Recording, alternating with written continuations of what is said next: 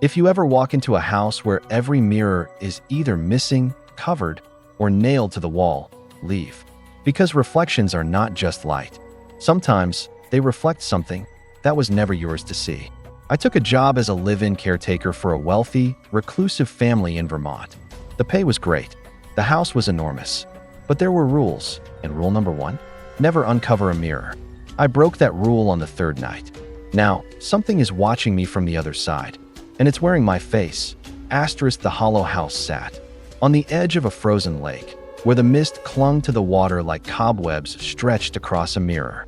It was massive, a winding, vine-covered Victorian mansion surrounded by silent pines, its windows dark even at noon. And from the moment I stepped out of my car onto the gravel driveway, something about the air felt still, like the house was holding its breath. I was hired through an exclusive agency for caretakers, mostly private contracts with eccentric rich families. The sort of job that came with a non-disclosure agreement longer than the Constitution and a direct deposit that made me ignore the red flags. The client's name was Eleanor Graves, a widow in her 60s. Her voice over the phone was soft and crisp, like someone who sipped her tea with trembling hands but stared out the window like a sniper.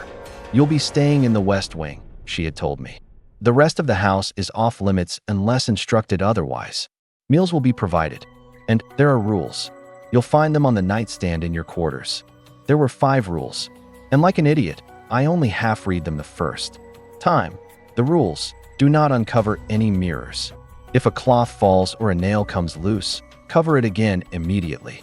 Do not enter the east hallway after 11:11 p.m. If you hear knocking from inside the walls, do not respond. Breakfast is at 7 a.m. sharp. You must eat alone and finish everything. Do not speak to the girl in white, no matter how familiar she seems. At first, they seemed more like quirks than rules, an old lady's coping mechanisms for a decaying mind. I'd worked in homes where people insisted their furniture be rearranged daily, or where they spoke to their dead spouse like they were still alive. But this house was different. There were no mirrors anywhere. Not in the bathroom, not in the master suite, not even in the polished silverware. Every reflective surface had been sanded, fogged, or completely removed. In some rooms, ornate mirrors were draped in heavy velvet or nailed tight to the wall like crucified corpses of what once reflected light. The first 2 days went by without much issue. I mopped dusty wood floors, polished banisters, and kept to the West Wing. Mrs. Graves didn't leave her room much, and when she did, she shuffled like something brittle, skin too pale, eyes a little too glossy. But she never made small talk, never asked about my life, only watched me from behind her cracked bedroom door, as if afraid to look directly at me. But then came night 3, and everything unraveled. That I had just finished cleaning the guest study when I noticed the faint outline of something behind the bookcase, a narrow sliver of a mirror, the cloth covering it curled up at the bottom like a dry leaf. It must have come loose on its own. The nail that held the corner was dangling midair. I hesitated. The hallway was dim. The house creaked. Wind outside made the windows groan, and a cold draft coiled around my neck like a noose. But still, I stepped forward. The mirror, tall and antique, looked out of place, more like something salvaged from a cathedral than a home. That I should have just fixed the cloth. I should have never looked in, because the moment I did, my reflection didn't move. It just stood there. It looked like me, exactly. Same curls, same freckles, same caretaker uniform. But as I tilted my head, my reflection kept its gaze locked, dead on. No smile, no motion, no breath fogging the glass. Just still. Then, in one sudden flick, it smiled. But I didn't. My heart stopped. I stumbled back, knocking over a vase behind me. The crash was loud enough to shake the floorboards, and within seconds, I heard footsteps, running. From the east hallway. I grabbed the cloth and slapped it over the mirror. But it didn't stay. The nail came loose. The cloth fell. The mirror stared back, reflecting the dark hallway behind me, and something standing in it. Something in white. I turned around. Nothing. But when I looked back into the glass, she was there. A girl, maybe 10 years old, barefoot, in a torn white dress. Her eyes were hollow, like someone had taken a spoon and scooped out the soul. And on her lips was a knowing grin, as if this wasn't her first time being seen. Rule number 5 hit me like a freight train. Do not speak to the girl in white. no matter how familiar she seems. I ran back to the West Wing, slamming every door behind me. The air was thick, and it felt like the house had shifted, like it had twisted its insides just slightly, enough to make the layout feel unfamiliar. Hallways too long, doors too close together. And when I reached my room, the note with the rules was gone. In its place was a new note, just one sentence, written in red ink. You looked into the glass. Now she looks back. That night, I tried to sleep with all the lights on, door barricaded, heart pounding like it was trying to escape. But around 2 a.m., the knocking started, not on the door. From inside the wall. 3 knocks. Slow. Then a pause. Then 3 more. I covered my ears and whispered that I didn't hear it. I thought if I didn't acknowledge it, maybe it would go away. But the knocks turned into scratching, fingernails or claws, dragging along the inside of the drywall. And then I heard her voice. It's cold in here. Right behind the wall. Whispering. Weeping. Mocking that I didn't sleep. By morning, I found my breakfast waiting outside my door. A tray of eggs and toast. And a note that said, eat everything. No crumbs, or she'll come back hungrier. I ate every bite. Even the part of the toast that had a single child's fingerprint burnt into the crust. That was just the beginning. By the end of that week, I started seeing my reflection in places it shouldn't be. In the window when it was pitch black outside. In the doorknob when my hand wasn't even on it. In the pupil of Mrs. Graves' eye when she stared too long. And always, it moved differently, sometimes smiling, sometimes crying, sometimes tapping silently, begging me to let it out. One day, I confronted Mrs. Graves that I asked about the girl. Her eyes narrowed, and her voice broke like glass. She was my daughter, once. Then, after a long pause, she found a mirror in the attic. I told her not to. I told her they take something when you look too long. I asked, who are they? She shook her head, and for the first time, I saw fear in her expression. Not just fear of something outside the house, but something inside her. They are not reflections. They are shadows wearing your skin. And the longer you look, the more you forget which side you belong on. On the 9th night, I woke up inside the mirrored NO, not dreaming, not hallucinating. The room was flipped, cold, silent. My breath didn't fog. And on the other side of the glass, my body stood still. Someone else was inside it. Smiling. It reached up to the mirror, pressed its hand against mine, and whispered in my voice, I like it here. I clawed. I screamed. I begged. But there was no sound in the mirror world. Only endless glass corridors, empty staircases, and distorted versions of every room I'd walked through. The girl in white waited for me in every reflection. Her grin never left her lips. And behind her, I saw others, dozens of faces, trapped, screaming, forgotten. I don't know how long I was in there. But when I woke up, I was back. Or at least, I thought I was, until I looked in the mirror again, and my reflection didn't wave back. The day after I woke up from the mirror world, or what I assumed was a nightmare, nothing felt the same. The house was quieter. The air was colder. Even the floorboards didn't groan the same way when I walked across them. But worst of all, I didn't feel like myself anymore. Have you ever looked into a mirror and felt like something was just slightly off? Like your reflection blinked a hair too late? Or its smile lingered too long? That was my entire existence now. I avoided mirrors completely after that night. Covered every reflective surface in my room with towels, bed sheets. Hell, I even broke my compact mirror and flushed the shards down the toilet. I used my phone camera to shave in the morning, and even that felt risky. But despite all that, the mirror still found me. I saw myself in puddles that weren't there a second ago. In window panes that showed no scenery. Just me, smiling. Always. Smiling. Always watching. And never blinking when I did. And worse, sometimes, I caught my reflection talking. Not moving in sync. Not mimicking me. Just mouthing words I didn't say. By day 12. The house felt like a trap I couldn't leave. I tried to pack and go. I even reached the front door, but the handle was gone. Just smooth wood where it should have been. I checked every window, every exit, even the attic. They were all sealed. Every time I thought I found a new passage or exit, it led me in a loop. I'd walk into the kitchen and find myself coming down from the attic stairs. I'd open a closet door and see my bedroom on the other side. The house was folding in on itself like a living Rubik's Cube, and I was trapped in its gut that I tried to call for help. My phone only showed static. No signal, no time, no battery indicator, just a single notification that never disappeared. You looked too long. Mrs. Graves was deteriorating too. Her skin hung looser. Her hair had gone stark white. When I asked her if there was any way to break the curse, if that's what it was, she only whispered, "They mimic to replace. Not just faces, but souls. And if you don't hold on to who you are, they take it, bit by bit." She held out a photo, a black and white Polaroid of a little girl smiling in front of a vanity mirror. That was Eleanor. I don't remember being her anymore. My blood ran cold. "Wait, you mean you're not?" She cut me off, eyes wide with terror. "I don't know who I am. I just remember the mirror. And the cold." The next day, rule number 2 was broken at exactly 11:11 p.m.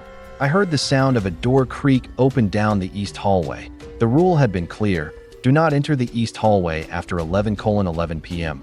But now, it wasn't about choice that IT was calling me that a faint melody drifted down the hallway. A girl humming softly.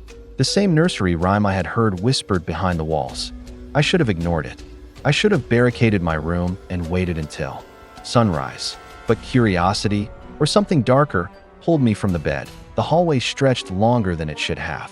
The wallpaper shifted as I walked, flowing like liquid beneath the surface. The portraits on the wall all showed my face in different clothes, in different eras. A Victorian suit, a soldier's uniform, a child's jumper, and all of them had mirrored eyes, silver and shimmering the very end of the hallway. I found a door I'd never seen before that IT was carved with ornate runes, symbols that pulsed faintly as I got closer. No handle, no hinges, just a mirror. Embedded in its center, the mirror was cracked, and behind it, I saw her, the girl in white. She placed her hand on the glass, and so did I, unintentionally. "You're almost ready," she whispered. "Ready for what?" I asked. She smiled. "To forget." And then, she pulled me and I was back in the mirror world. This time, I didn't land in my room's reflection. I was inside a mirror mansion, an exact replica of the hollow house, but reversed and twisted. The halls dripped mercury. The chandeliers hung upside down. The air was heavy with whispers, and the ground reflected the sky. There were no shadows, because we were the shadows. Dozens of them wandered the halls, reflections of people I'd never seen before. Some looked confused. Others screamed silently, banging on invisible walls. One man was curled in a corner, hugging his knees as blood leaked from his ears. Another tried to claw his way out through a pool of glass, but dissolved halfway through, like his very essence had been denied. And then I saw myself, standing in a mirror, on the other side, living my life. Smiling, working, feeding Mrs. Graves. Existing, but it wasn't me. It was my reflection, and I had taken too long. Now, it was taking my place. The girl in white appeared beside me again. "He fits better than you ever did," she said, tilting her head. "You shouldn't have looked. Now you belong here." I ran, through mirror doors and shattering corridors. Glass hands tried to hold me down. Every step felt like it split my identity, my memories, my face, my being. And then, I found the vanity room, a dome-shaped chamber with 100 mirrors on every wall. In the center, a stone basin with a flickering pool of black water. I heard a heartbeat in it. My heartbeat. "You want to go back?" she asked behind me. I nodded. She offered me a knife. "Then take something of you that only you can live without. Leave it here, and you may return." The rules were never about survival. They were sacrifices. I plunged the knife into my chest, not into flesh, but into memory. One by one, I dropped pieces into the basin. My father's voice. My favorite song. The way sunlight felt on my skin. My name. And as the pool swallowed them, the girl smiled. "Now you're ready." I woke up back in my bed. Everything felt normal. The walls, the air, even the way the floor groaned underfoot. The mirror in the hallway was still covered. The knocking had stopped. Breakfast was outside my door again. Toast and eggs, no fingerprint this time. But when I looked in the bathroom sink, I didn't recognize the face. Later that day, I passed by a mirror in the hallway and accidentally caught a glimpse that IT moved. Perfectly in sync. It blinked. It turned. But when I whispered, "What's my name?" it didn't answer. It just smiled. "I think I'm still here." I breathe. I eat. I speak. But more and more, I feel less me. And when I see my reflection now, it looks more real than I do. I don't sleep anymore. Not properly. Every time I close my eyes, I dream of mirrors, an endless maze of glass corridors, where my reflection follows just behind me, never ahead. The girl in white is always near, humming that lullaby. I've started hearing it even when I'm awake, and that's the part that scares me, because I don't know if I'm dreaming anymore. Or if I never woke up at all, that it's been 3 weeks since I first uncovered that mirror. The longer I stay here, the more this house feels like a living organism. Its walls breathe. Its wood groans like aching bones. And the mirrors, God, the mirrors, they whisper now. I don't mean metaphorically. I mean they actually whisper, words I can't understand. Or maybe I'm not supposed to. But every night, I understand a little more. That's how it starts, understanding. And that's exactly how the hollow house gets you. It was Mrs. Graves who finally broke. I found her standing naked in the master bedroom, all the mirrors in the house uncovered. Her skin was covered in cuts, small, thin lines like someone had been etching her from the inside. Her eyes were wild. I see her, she screamed, pointing to the mirror. She's me. She's me. She's me. I tried to pull her away, but she clawed at her own reflection. She wasn't just losing her mind, she was losing her identity. And in that moment, I realized something horrifying. The girl in white wasn't the curse. She was its first victim. That night, I did something reckless. I went back to the mirror in the east hallway. The cracked one. The original. I took a hammer and smashed it. Or tried to. Because the moment the metal touched the glass, the house screamed, not figuratively, literally.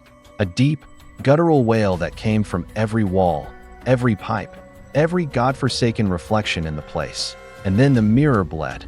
Thick, black ichor oozed from the cracks, sizzling on the floor. And in the shards, I saw a dozen versions of me, all doing different things. One was drowning. One was stabbing someone. One was hanging from the ceiling. And one was smiling, holding the girl's hand. That's when I understood. The mirrors are portals, not to other worlds, to other versions of you. Every time you look too long, the reflection you're staring at becomes real. And when that happens, your place in this world becomes negotiable.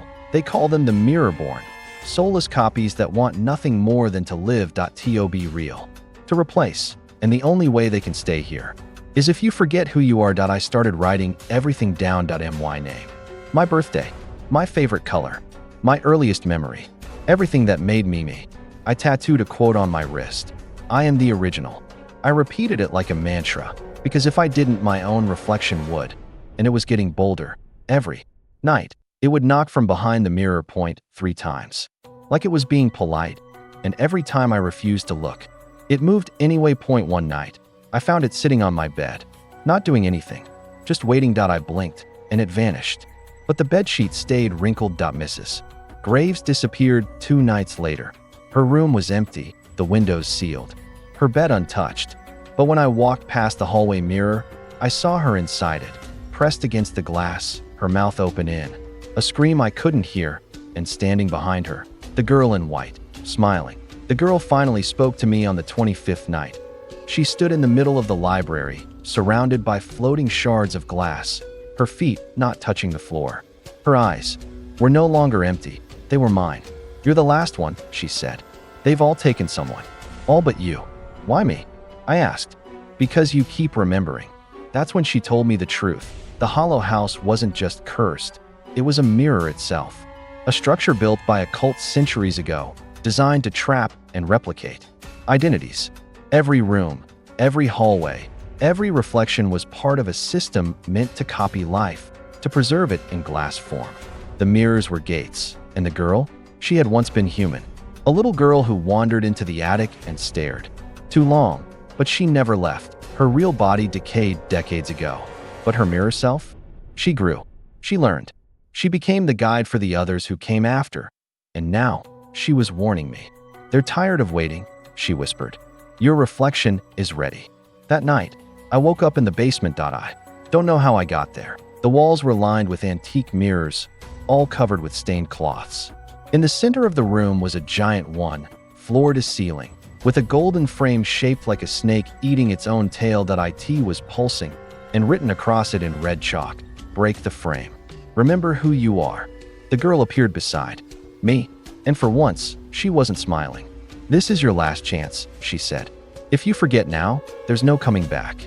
I raised the hammer, and this time, I hit the frame, not the glass. It shattered. The frame exploded in golden shards, and the mirror let out a shriek so loud it made my ears bleed. Light spilled from the cracks like 1,000 dying suns, and the reflections inside screamed as they burned, not with fire, but with identity. They were being erased, including mine. I saw myself again, standing opposite me. It smiled, reached out. "You don't need all that pain," it whispered. "Just let go." But I didn't. I remembered everything. My first pet's name, my mother's last words, the scar on my thigh from falling off a bike when I was 8. My real name, "I am not you."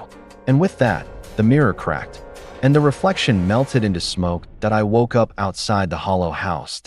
It was morning. Birds chirped. Sunlight felt warm again. But when I turned around, the house was gone, not abandoned, not collapsed, just missing, as if it had never existed. I've been free for 3 days now. I got a new apartment. No mirrors, only soft lights. I cover my TV when it's off. I don't take selfies. I don't look at windows after sunset. But sometimes, when I pass a car's side mirror or see my shadow cast wrong, I wonder, did I really escape?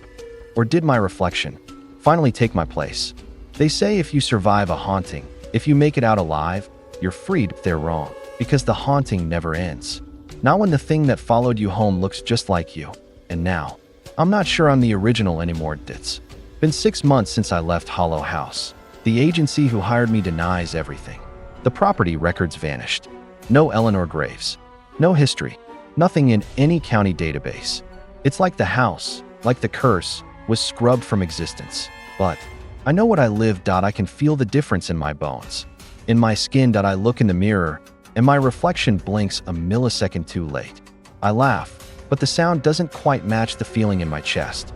And sometimes, when I'm asleep, I dream from behind the glass, watching myself live a life I'm not sure belongs to me anymore. I started journaling every day. Names, memories, mantras. I was born in Detroit. My father taught me how to swim. I broke my leg at 13 falling off a roof. My favorite food is garlic naan. I am the original. It helps for a while, until I start seeing them again. It began subtly. A girl in a white dress, standing at the end of the grocery aisle, watching me through the freezer door. My own reflection mouthing things I didn't say while brushing my teeth.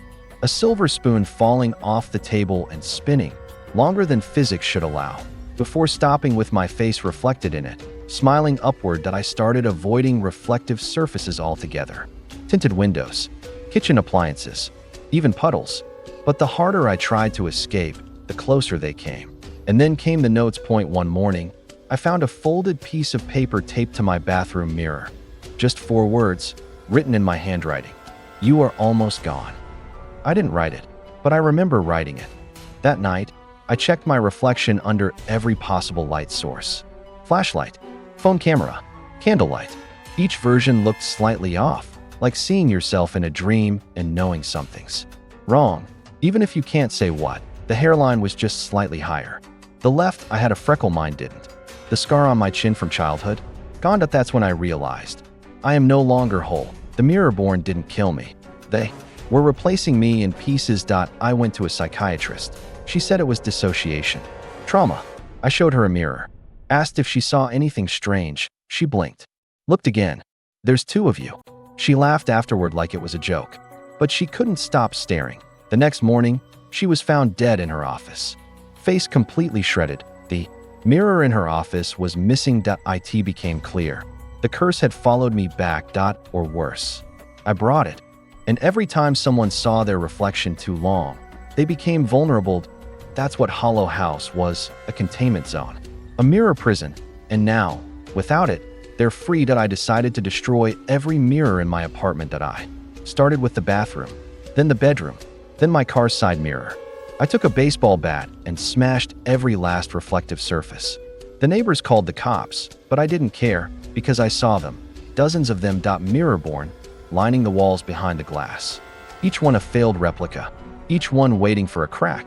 That night, I woke up to my reflection standing in the Corner of my room. In a mirror, just standing there, smiling.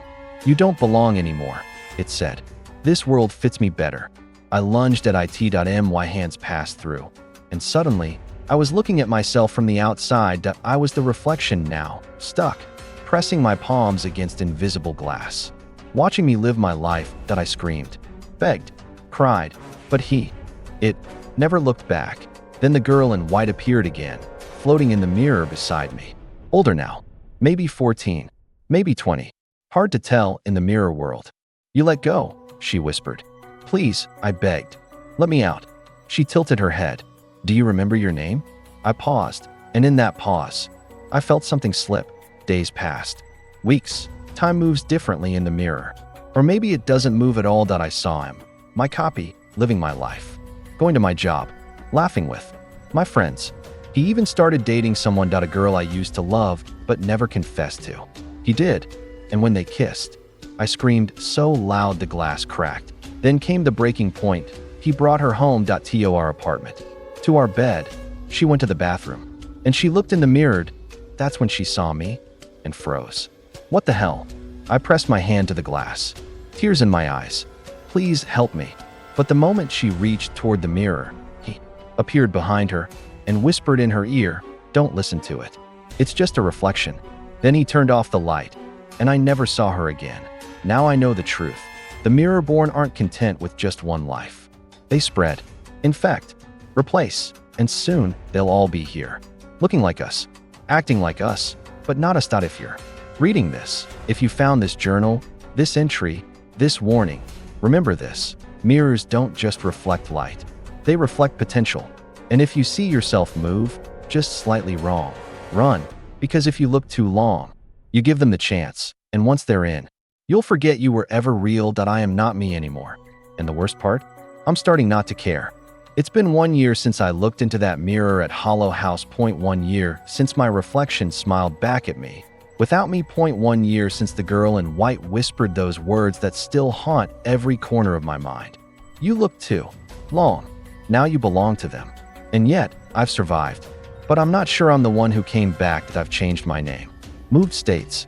No online records. No social media. I live off the grid. In a cabin with no mirrors, no electronics, and barely any reflective surfaces. Even my silverware is matte black. Every day starts the same. Check my journal. Recite my affirmations. Repeat the phrase, I am the original. I am still me. Avoid looking into anything reflective. No matter what, because even after all this time, I still see them. Not often, not clearly, but just enough to know they're still watching. I tried to move on. I tried to forget Hollow House. Forget the girl. Forget the thing that came back in my skin. But forgetting isn't freedom. Forgetting is surrender. And now, I know I have to go back. It started 3 weeks ago. The dreams, they were clearer this time. Not like before, where I was just drifting in a maze of glass and shadow. Now, they're specific, guided. Each night, the same thing. A long hallway lined with mirrors. A version of me walking toward the end. And at the very end, a door. A frame made of bone. And behind it, a mirror that doesn't show anything.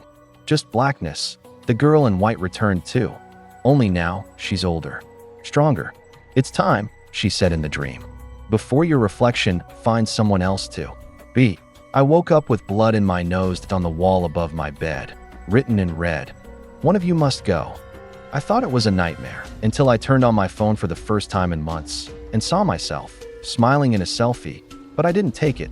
That was the final sign. I packed a bag, burned the rest, and headed back to Vermont, back to where it all started, back to hollowhouse.org, where it used to be. But the house wasn't there. Just a patch of forest where snow never stuck and birds never sang. I wandered through the trees, following the faint sound of humming. The same lullaby, over and over again, until I saw it. The mirror. It stood alone, tall, ancient, and arched, like a stone gate carved from obsidian.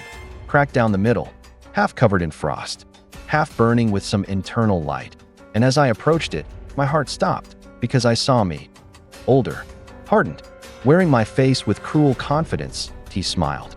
You took too long. I lunged, but the mirror wouldn't let me through. The girl in white stepped beside him. Her hair floated as if underwater. Her eyes were galaxies, swirling, infinite. Only one can return, she said. Only one can stay. I looked at him, my other self. The mirror-born. He laughed softly. You're barely real anymore. Look at you. He raised a hand, and in his palm was a shard of glass. I took your voice 2 months ago, your dreams last week, and soon, your memories. The girl raised her hand. The air cracked. 2 mirrors appeared, one behind him, one behind me. Step through, she said. The real one will survive. The other will be forgotten forever. The choice was simple, but the consequences? Unimaginable. I looked at him. He looked at me, same face, same body, but something in his eyes told the truth. He wasn't haunted. He enjoyed it, that he had no pain, no grief, no hesitation, but I did. I stepped forward into my mirror, and immediately, I felt it, like stepping through tar. Every bad memory, every sleepless night, every scar I tried to forget, they flooded back, and for a moment, I faltered. That's when he struck. A shard of glass, sharpened like a knife, plunged toward my throat, but I grabbed his arm. You're not me, I hissed. No, he smirked. I'm better. We wrestled across the mirror plane. The ground splintered beneath us. Reflections cracked and fell away like ice on a thawing lake. Each crack showed lives, versions of us. Me as a killer, me as a father, me as no one. And in the distance, a million others, trapped, begging, watching. I grabbed a broken shard and drove it into his eye. He screamed, and the girl in white began to cry. Stop, she whispered. You're becoming him. I hesitated. That's when he took his chance. He slashed across my chest and whispered, see, you and me, same soul, just different masks. I was losing until I remembered rule number 1. Never uncover a mirror, because it's not the glass that traps them. It's the frame. I crawled to the edge of the plane and ripped the gold frame apart. The top came loose. The mirror world began to collapse. Light bled through every crack. The mirror-born screamed. He tried to run. I caught him. I remember everything, I said. I am the original. And I pushed him into the dark. When I woke up, it was raining. I was alone. In a field. No mirror. No girl. No house. Just sky. I looked at my hands. They were bleeding, but they were real. I checked my journal. All the memories were still there. And in the very back page, something new was written. Asterisk, you chose pain. That makes you human. You may go on now, but never forget. They are still watching. Asterisk, so now I live, but not without fear, because once you've touched the other side of the mirror, it never truly lets you go. Sometimes, I wake up in my own bed and see myself already standing in the bathroom. Sometimes, I hear humming in the walls, and sometimes, I smile without meaning to. So if you ever take a job that seems too good to be true, if the family you're working for keeps every mirror covered, if they leave you rules that seem silly, follow them, because once you look too long, you'll never be sure which side of the glass you're really on. And worse, you won't care anymore.